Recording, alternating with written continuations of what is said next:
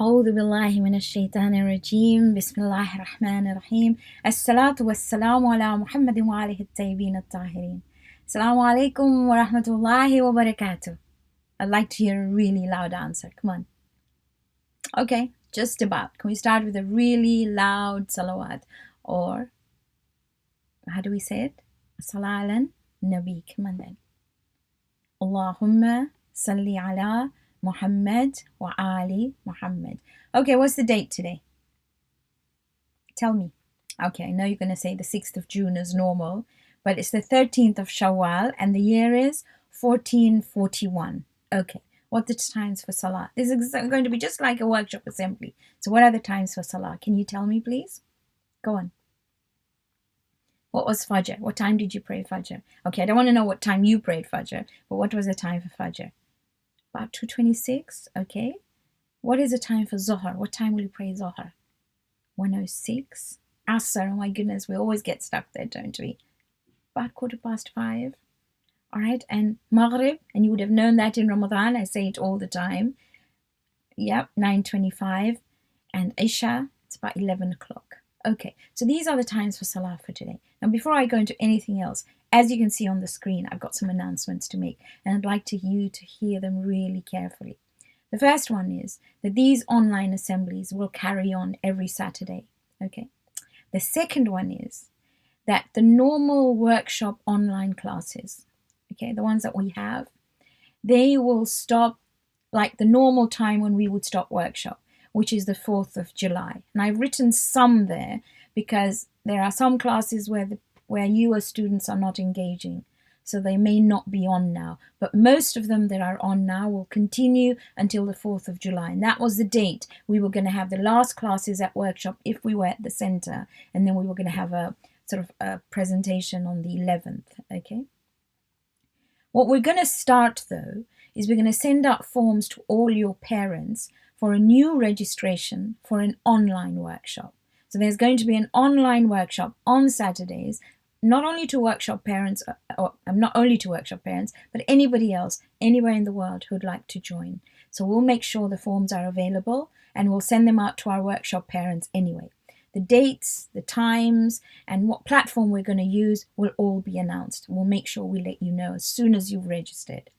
When workshop resumes, and I don't know when that's going to happen, I have no idea. When it does resume, we will go back to the original class and waiting lists. Remember, we have really long waiting lists for the usual normal physical workshop. I really don't know what's going to happen. So right now, the thing to take back home is that your normal classes will stay till the 4th of July, as in the online classes, and we're going to start a new online workshop. We'll send out the registration forms. You'll have to sign those registration forms. You'll have to let us know whether you are going to join or not. And the same sort of rules will apply.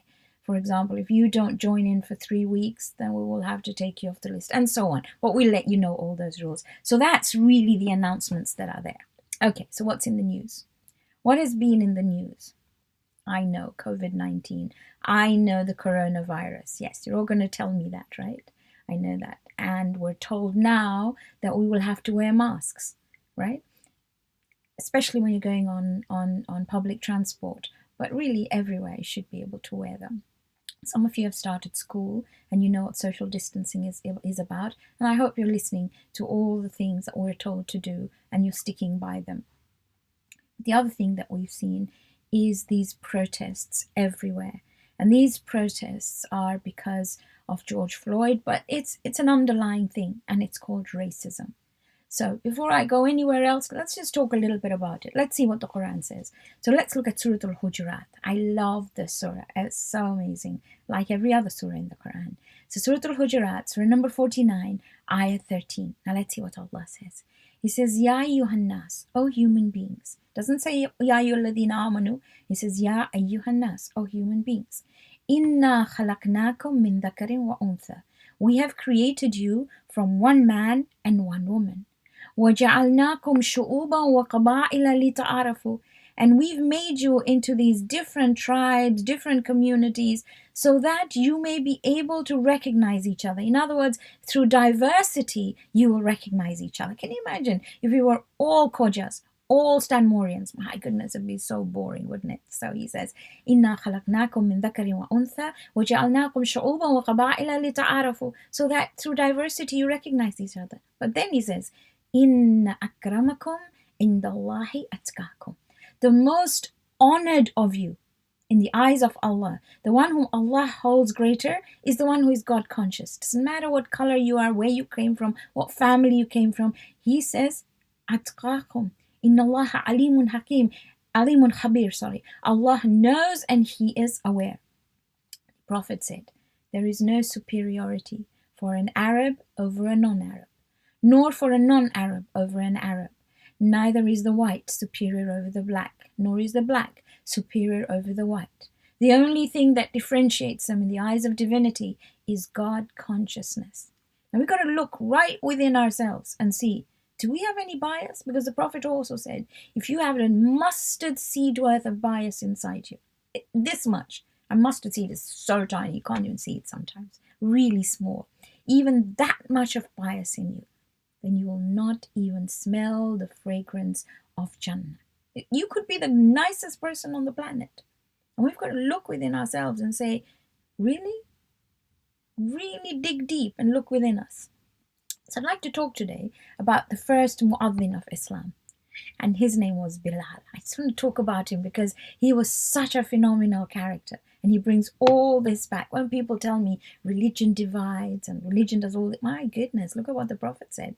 So look at who Bilaal was. Bilal's father was called Rabah. And Rabah was from Abyssinia. Abyssinia is what today is called Ethiopia. And he'd been taken as a slave and brought to Mecca. Now he belonged at that time. Slave means somebody that was owned. At that time you could own people, like you own houses and cars and things. You owned people. So the man who owned him was called Khalaf. Bilal's mama was called Hamama. And she was taken in Mecca after Abraha's army was destroyed by the birds. You know, when they came to destroy the Kaaba. Do you remember Surah Al-Fil at that time? So Rabah and Hamama were married and they had 3 children. They had 1 daughter and 2 sons, and one of the sons was called Bilaal. Now after Khalaf died, at that time, you inherited your slaves as well. So Umayyah, his name was Umayyah bin Khalaf, he became Bilal's owner. Umayyah hated the Prophet. He just didn't like him at all.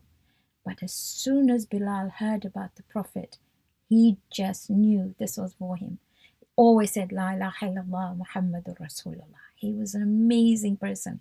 But he kept it a secret from his master. My goodness, when Umayyah found out, he was furious. Bilaal was an amazing person, but he beat Bilaal up. He tortured him. He made him lie on the hot sand and he put heavy stones on his chest.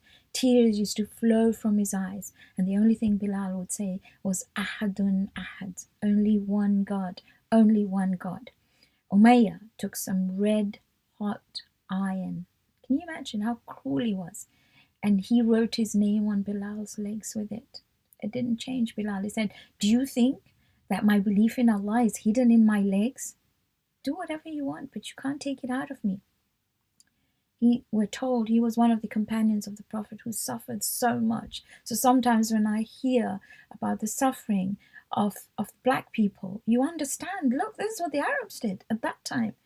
So the Prophet arranged for Bilaal to be freed from his master. That means you had to buy him from him.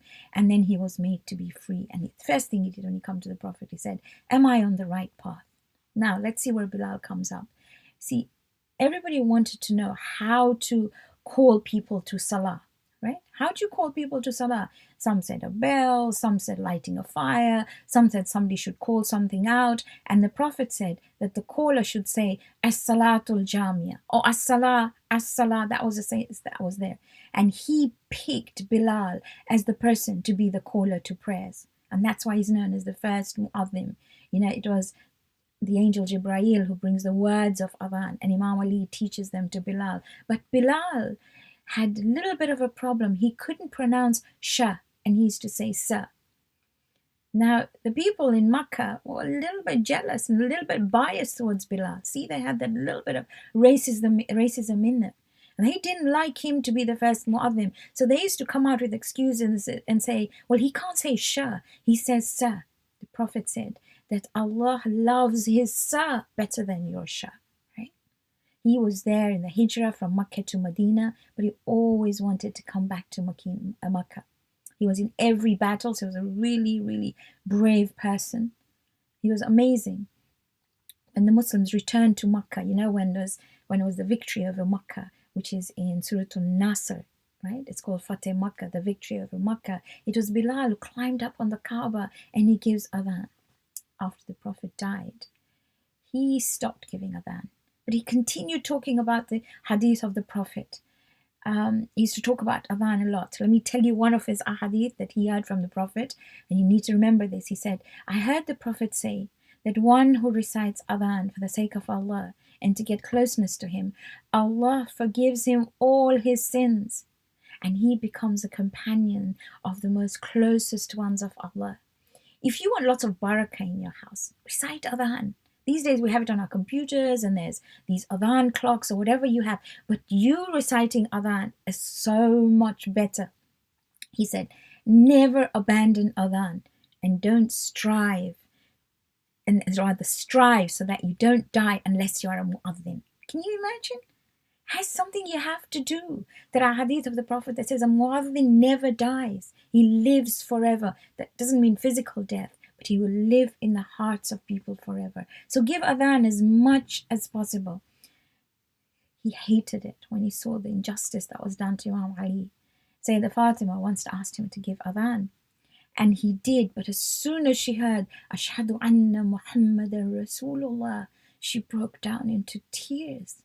Some hadith say she even fainted, and Bilaal stopped. He didn't want to do that, so he decided to leave Medina. He couldn't stay there any longer, because whenever he was there, he would remember the Prophet. So he went to Damascus. He returned about 9 years later, and he only agreed to give adhan when Imam Hassan and Hussein said, please give adhan. It was early in the morning. The streets were filled with people, and as soon as he gave adhan, people just cried because they remember the time of the Prophet. He returned back to Damascus, and that's where he died. But he was such a phenomenal person. So read about him. And always when we hear about injustice, we've got to speak up. If nothing else, raise your hands in dua that there is no place for racism in anywhere at all, especially not if you're Muslims. Now, last week we talked about Q School, or rather the syllabus, or rather what we learn at workshop. And when we talk about it, I told you about the 5 key areas. I'd like to repeat them today. And we also spoke about how you measure things. How do you know that somebody has learned these things? And many of you, many of you wrote back to me, you called me, and you gave me some feedback. And really, it's awesome. Just keep on sending me your feedback, because we need to know. So when we talked about the Quran, I'll go over it again. So you've got to remember that at workshop, you're going to learn 5 things. Okay. The first thing is the Quran. Everything will be based on the Quran. Remember, the Prophet said, the best of you are those who learn the Quran and teach it. So the first is Quran. You will learn how to recite it. And then through Quran City, we will learn how to understand it a little bit, an overview, a little bit of the surahs. Inshallah, I will start that next week on Saturday as well. The second thing you learn is how do you communicate with Allah? He communicates through the Quran. So we talked about salah and dua. And that's possibly easy to benchmark or to measure, because we can see whether you know how to pray, whether you know how to do your wudu, etc., and whether you know how to read the du'as that the Imam have suggested. Other du'as that you talk with Allah, your own things, that is up to you and Allah. We can't measure those. The third thing was internalizing belief, which is your iman, your usul-e-din. You can't measure that. You just can't measure how much you believe. That is up to you and Allah. So you agreed with me when you sent me your feedback that you can't tell whether somebody believes or not. I mean, the Prophet said that Islam in one sentence is belief in the Creator and serving His creation. So the way you treat other human beings is one way to look at it. But you can pretend there as well. So that's between you and Him. The fourth thing was living Islam. So do you follow the fasting? When I say fiqh, that's the first part of living Islam. Do you follow all the rules? Sometimes a little measurable. Do you know the rules? But knowing the rules doesn't mean you do them. So that's something between you and Allah as well. And the major thing is Q ethics, which is your akhlaq. You know, akhlaq. comes from the word khalaqa or khulq. Khulq is how you deal with khalq. Khalq is creation. How do you deal with creation? How do I know? How does anybody know? How about Q life? Q life is, do you know all the things that are done at birth, at weddings, at death, and all the rest of it? And that's easy because we can test. You might know them, but do you do them? Q calendar. So Q calendar is looking at all the events in the Islamic calendar. So the wafats, the khushalis, the Eids, the important days. Now you may know them, but the idea of knowing the Masumeen, for example, is to know, do I follow them? Are they my imams, my leaders really? Again, you agreed with me that you may know it. I mean, you may know the information, but whether you follow it or not is between you and Allah. Then there was Q ziyara, there was interfaith, how you deal with other people of different faiths. Do you know about them? Some things can be measured, but most things are between you and Allah. And finally, the fifth thing we would study was role models. So I call it Q people because that includes the prophets, includes the 14 Masumeen, the companions, the scholars, and then some awesome men and women that we can follow. Again, we may know about them, but do we take them as examples in our life? So every time in Salah when you say, Ihdina sirat al-mustaqim, guide us on the right path, he says, Sirat al-ladina an'amta alayhim. Follow the path of those I have blessed. That's divinity has blessed. So the only way to be able to follow that is to know about them and then take examples from their life into our own lives. So there's very little that we can measure.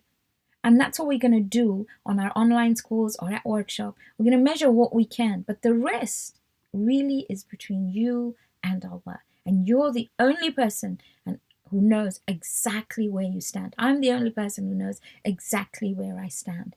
So think about all this. Give me some feedback. When we send out the forms, if you want to be part of the online workshop, please register and we'll give you details about it later on. All right, so I'd like to end now with a Surah Al-Fatiha for all the marhumeen, especially those of your family. Pray for those who are ill, please. There's a lot of people who are not well at all. Pray for those who are in trouble. We will recite the dua for safety and the ziyarah of Imam Hussein. So next week, inshallah, we'll have a structured lesson. We will do a little bit of Quran. We will do a little bit of Q calendar as we normally do at workshop. And then your teachers, hopefully in their classes, which they have with you online, will take it across and expound on it. Okay, so you ready to recite Surah Al-Fatiha with me? Come on. Bismillahir Rahmanir Rahim. Alhamdulillahi Rabbil Alameen. Ar-Rahmanir Rahim. Maliki Yawmiddin. Iyyaka na'budu wa iyyaka nasta'in. اهدنا الصراط المستقيم صراط الذين أنعمت عليهم غير المغضوب عليهم ولا الضالين. Close your eyes, look down, ask Allah to give the thawabs to all the marhumeen, especially those of your family. Pray for those who are ill, please pray for them. And pray for those who are in trouble. لي خمسة أطفي بها حر الوباء الحاتمة المصطفى والمرتضى وأبناهما والفاطمة لي خمسة أطفي بها حر الوباء الحاتمة المصطفى والمرتضى وأبناهما والفاطمة السلام عليك يا أبا عبد الله وعلى الأرواح التي حلت بفنائك عليك مني سلام الله أبدا ما بقيت وبقي الليل والنهار ولا جعله الله آخر العهد مني لزيارتكم السلام على الحسين وعلى علي بن الحسين وعلى أولاد الحسين وعلى أصحاب الحسين اللهم صل على محمد وآل محمد. And just as in assembly, I normally tell you to go to your Quran classes. So I am hoping that you will now go open the Quran and recite a little bit of Quran. And that hopefully will set you up for the day. Jazakumullah khair. See you inshallah on Thursday at 6 p.m. Again on Saturday at 10:30. Let us raise our hands in dua and ask Allah to give us the tawfiq to be of those that are part of that ayah 49:13, where He says, Inna akramakum indallahi atqakum, that we are honored with Him and we're also Ahlul Quran. ربنا تقبل منا إنك أنت السميع العليم.